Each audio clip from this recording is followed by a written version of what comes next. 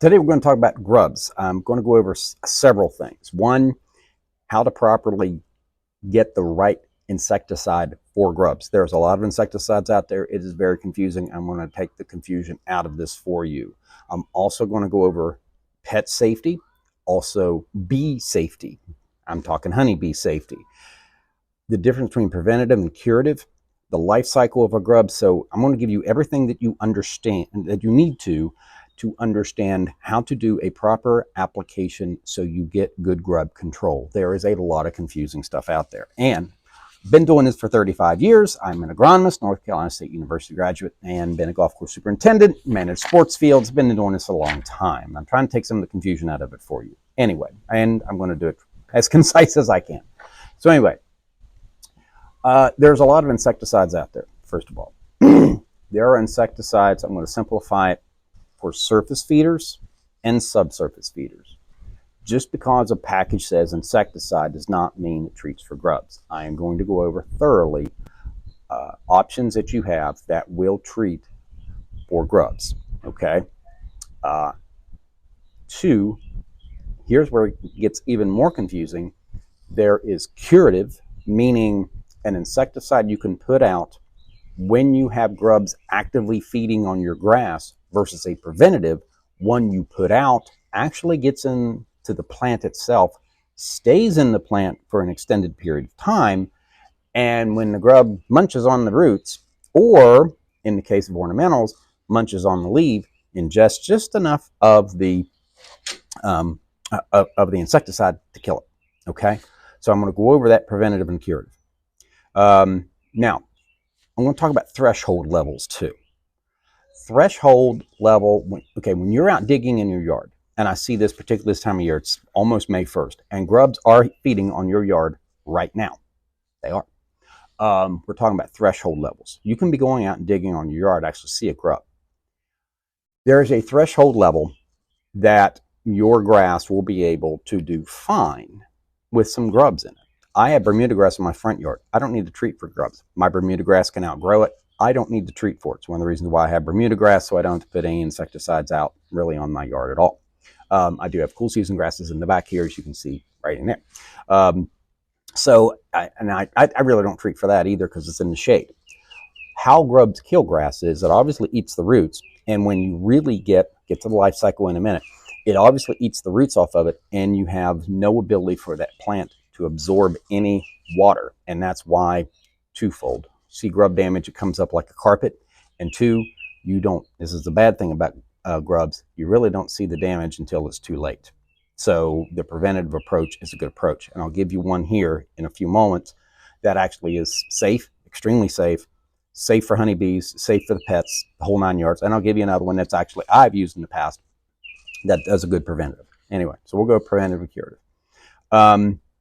Back to threshold levels. So you're going to have some grubs. Don't panic. You just need to keep it below enough to where the grass can actually heal and grow from where the grubs are eating the roots. Okay.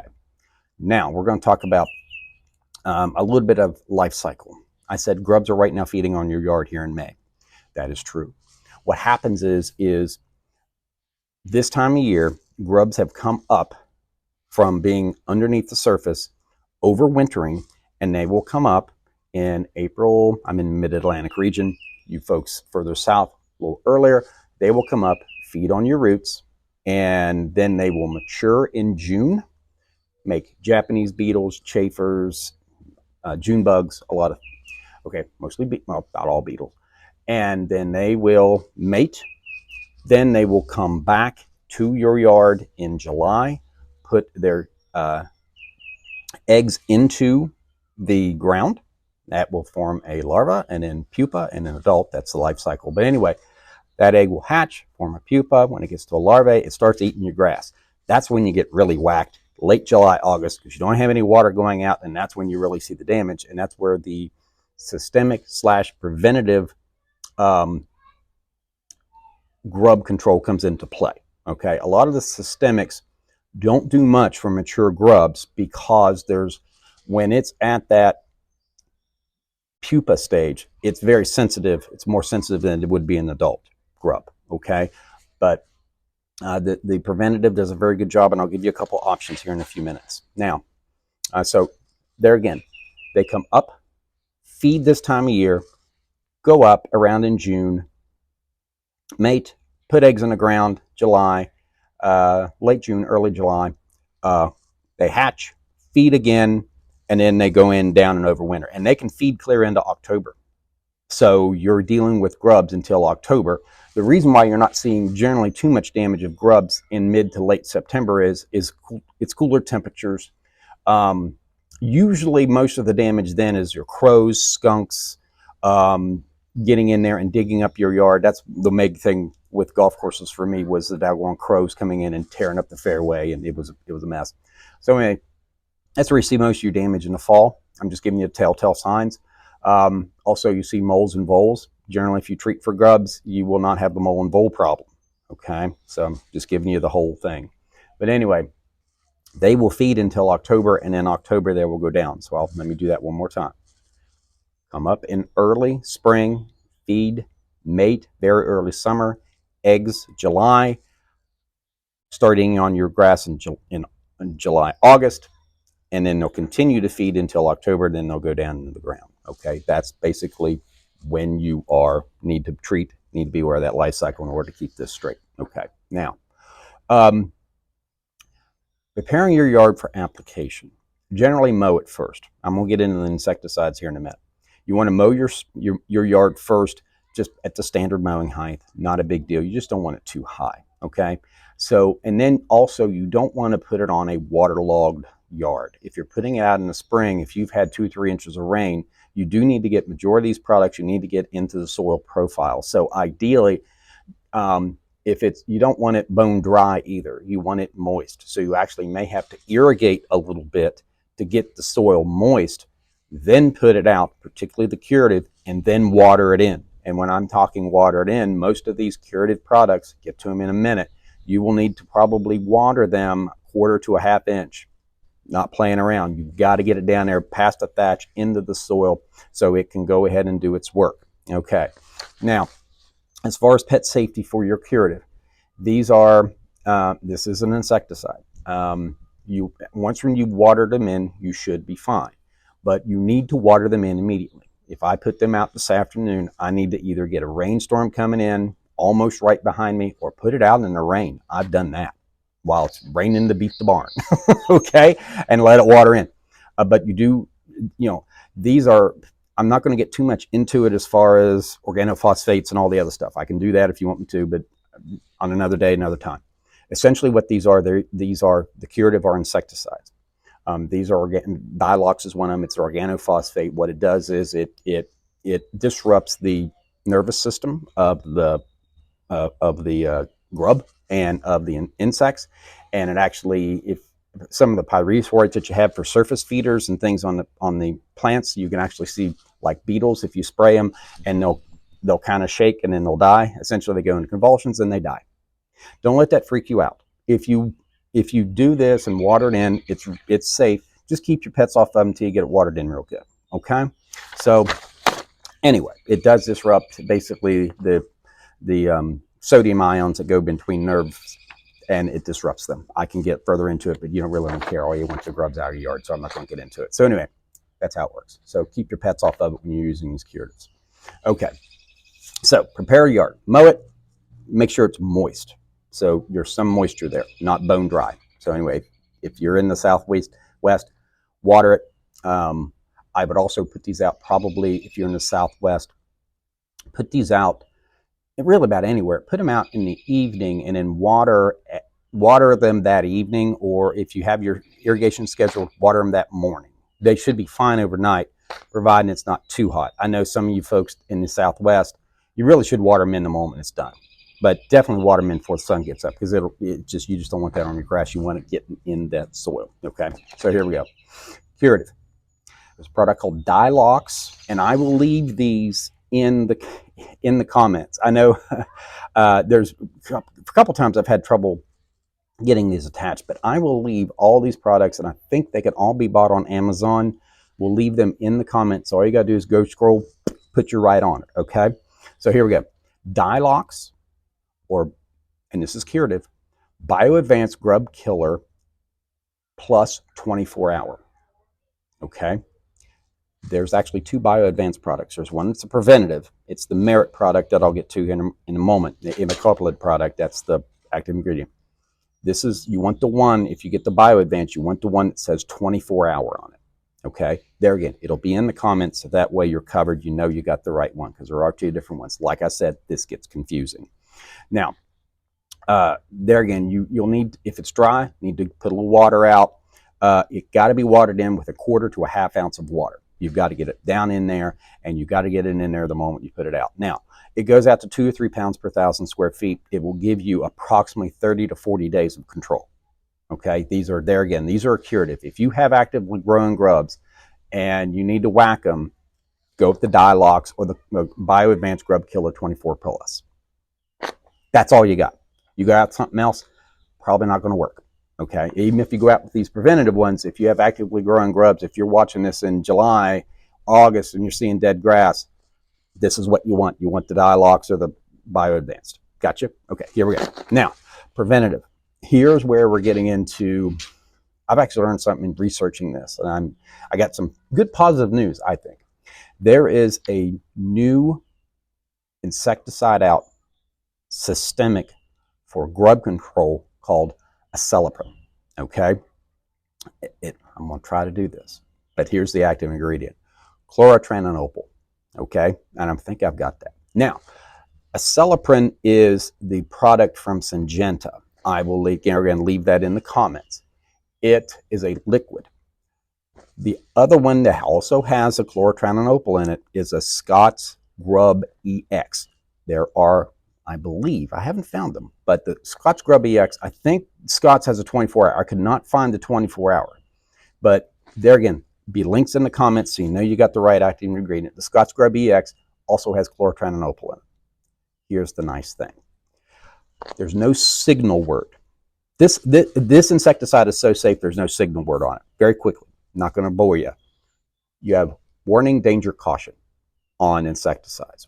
I always get warning and danger mixed up, but I think it's warning, danger, caution. Warning's the most toxic, danger's the middle toxic, and caution's the least toxic. This doesn't have this does not even have, this is so safe, for lack of a better word, or least toxic. There's not even a signal word on it.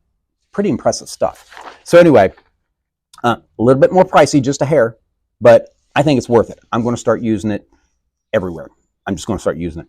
Very high on it. Okay, now you'll see a couple different rates on this. You'll see a point, goes out just a wee little bit, on I'm talking about the liquid. It goes out at 0.17, that's 0.17 of an ounce. That ain't much. To a 0.27, basically a little over 1/4 ounce per 1,000 square feet. What's the difference? I always ask myself that too. Okay, the 0.17 rate will take care of your grubs.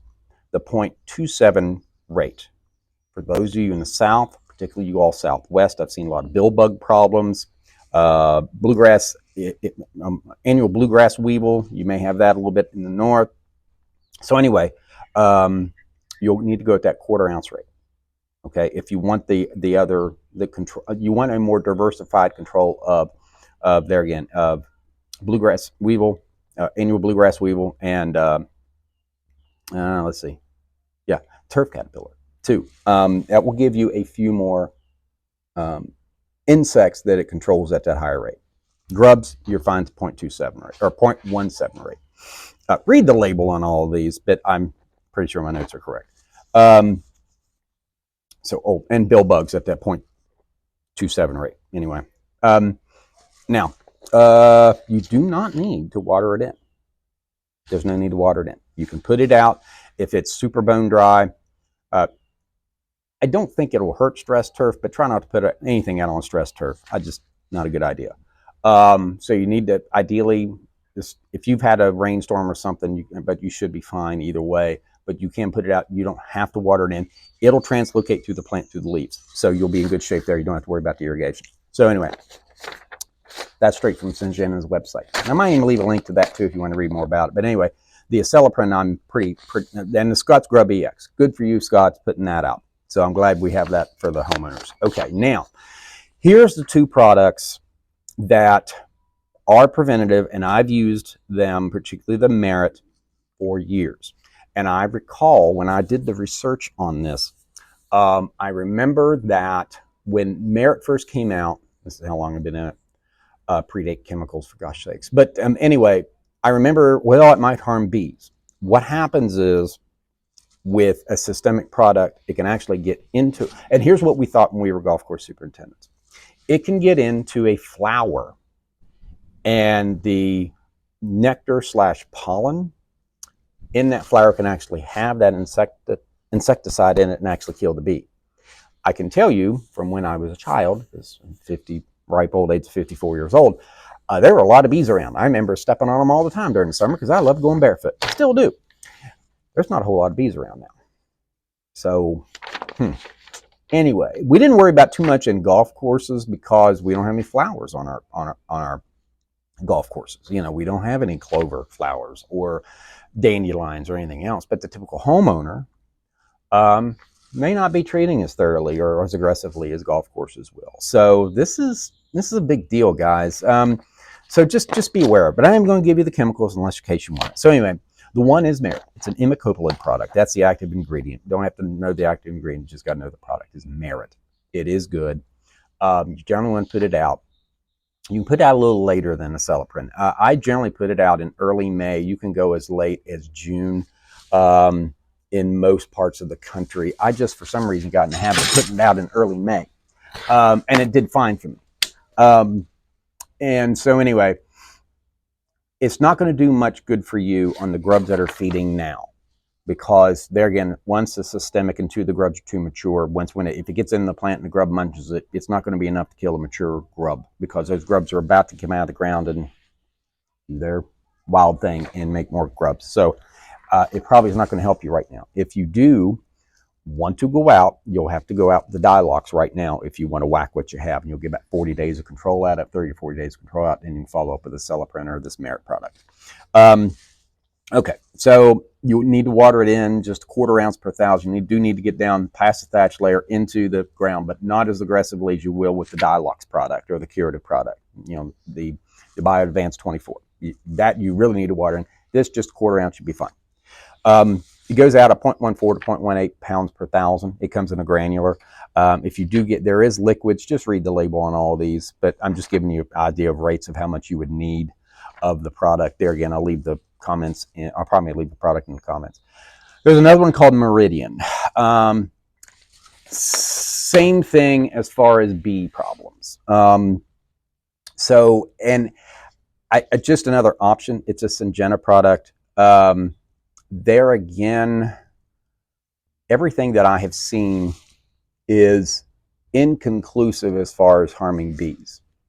I know these sell, and that's true for Merit, that's true for Meridian. I have not seen any, there is no direct connection. I'm just telling you what I'm seeing, folks. But I do know the acelepryn, chlorothalonil, doesn't hurt bees at all. Just telling you. So anyway, so the thing about Meridian, and the reason why I threw it in there was, there is actually a product called Caravan G. Okay. The Caravan G is a mixture of Meridian and a fungicide called Heritage, which is a really good fungicide that to be put out in July. I think that's really, if you're watching this in July and you're looking for a preventative, that is actually a pretty doggone good mixture, because you're going to need to go out with Heritage that way, because it's very good on Pythium. And I've done a few, and I will do more videos on fungicides. But anyway, Heritage is a good one during July. The only thing about Heritage is it does not treat for dollar spot. Okay, so I've got a dollar spot. I've got a video on fungicides. Just go to my channel. I've got to a point, I've been on this since last July. There's not much on there that you probably don't have right now. I'm going to keep on doing these, but there's a lot on there. So you can go to my fungicide video. I may leave it at the end. So anyway, Heritage, Meridian mix, if you want to go out with something, if you need to hit it with fungicide, it's actually fairly, I thought it was inexpensive. If you need to go out with Heritage, you need to put a grub control out. It's actually not a bad option, because I think if you went out with just a Merit and the Heritage, I think it actually costs you more money. So anyway, we'll save you money if you go that right. So anyway, those is Grubs. There again, if you, and I do this, if you subscribe and you hit the bell to my channel, it is now May. Well, it's actually April 28th. I try to get these videos out before you need to be doing anything. And if you hit the bell, you'll get a little indication. I put a video up for fungus, grubs, this, that, the other, wetting agents, whatever, be doing something here in a little bit. And it'll give you a little reminder, hey, this is something you might need to be doing, something you may want to consider, what have you. And it's just sort of helps you with your schedule and make a good yard. Go on my channel. For those of you, I'm trying to get you the information you need, because there is a lot of crap out there. I started being kind of nice and things, but to be honest with you, social media and some of the stuff I have seen just crosses my eyes and boils my blood sometimes, because there is a lot of stuff out there you do not need to be doing. There's stuff you shouldn't be doing, flat out should not be doing, and there's a lot of stuff you don't need to do, and your people are spending a ton of money doing it, and time and effort and whole 9 yards. I'm not going to get too deep into it because I try to keep my videos short. But like and subscribe. Been doing this for 35 years. I have a degree in agronomy from NC State, turfgrass management, soil science concentration. So, I'm not some guy that just tried some stuff out and just telling you what I think. Anyway, and there's good people out there, but there's a lot of almost said a bad word. There's a lot of crap out there too. So anyway, I'm agronomist Greg Phillips, and I hope this helps you. I will leave all the products in the comments, and appreciate you watching.